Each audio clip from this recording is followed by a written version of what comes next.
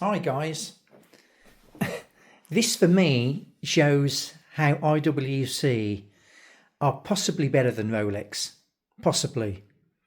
Now a lot of you will be saying, "Oh yeah, but Rolex has got the anti-magnetic movement and it's got the better power reserve."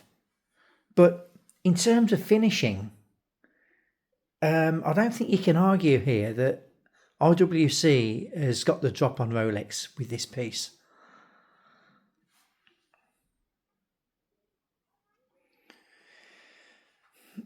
I mean, my word, this bracelet, this is the 41mm model as well, so it's going to fit most people's wrists.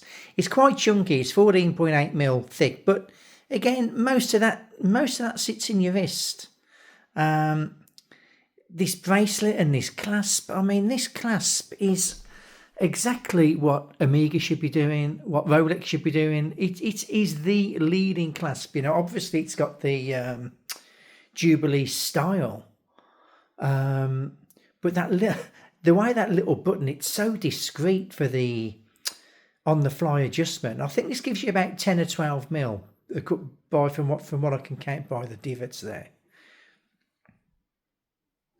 But the dial is just absolutely, it's just exquisite. It is exquisite. They could do with more loom. I don't know why they don't loom the whole thing.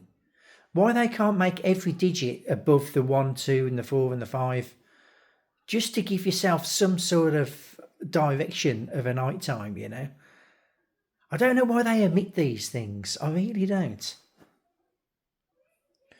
But the way the light catches the dial, it is mesmerizing. The big complaint with IWC with these models is that they're too big, but this should just fit all the average size wristers, with an understanding that it's still it's meant to wear a little bit big. It is meant to wear a little bit big. It's a pilot's watch. You're sitting in your cockpit.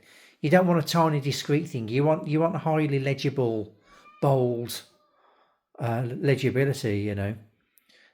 I'm sure the movement in this is a worked movement. It's based off an ETA. I'm sure it is, because this is the same layout as the old Breitling Super Ocean chronos. Obviously, IWC, they have used that movement, and they breathe on them themselves. They put their own little bit of magic to it. But this dial again, my God. And that little splotch of red on the bottom subdial. But just the way the subdials have got the concentric circles and the main dial itself, it's just sort of got like almost like a sunburst blue effect to it, I'm not sure if I'm overly keen on the fonts, the 1s and the 2s and the 4s and the 5s or what have you, but look, overall, this watch is it's incredible. It's incredible. And they've thought of everything here, the way the links, the way the bracelet disconnects. My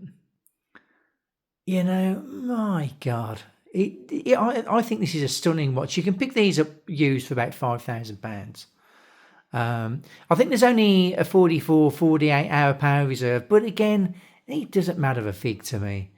The way they've decorated this movement, I mean, there's decent water resistance with this.